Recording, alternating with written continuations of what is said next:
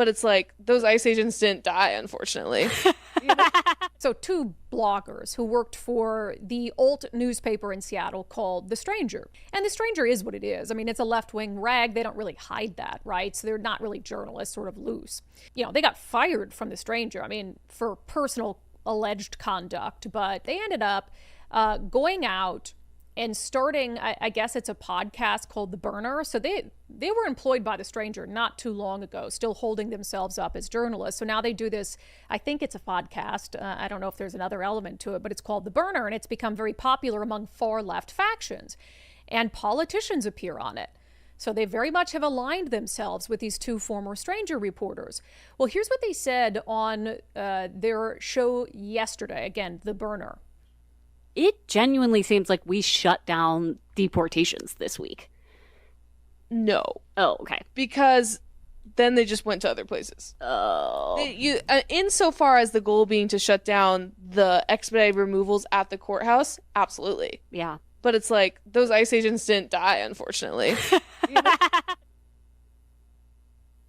Those ICE agents didn't die, unfortunately. Ha ha ha ha ha. Now, I know that there's a free speech element of this, but where does it cross the line?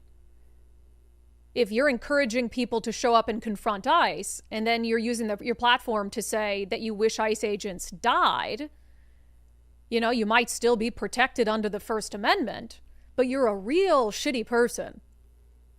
And if these people show up and they do hurt, or God forbid, kill ICE agents, do you bear some responsibility for that? And this is what I say with our show Undivided, and I can be very divisive or whatever it is, but this is common sense stuff, and I think this is what it's infuriating for the 70% of us who operate in some reasonable, rational space, yet we're the ones who are called the extremists. These are the people who call us extremists. These are the people who label us extremists.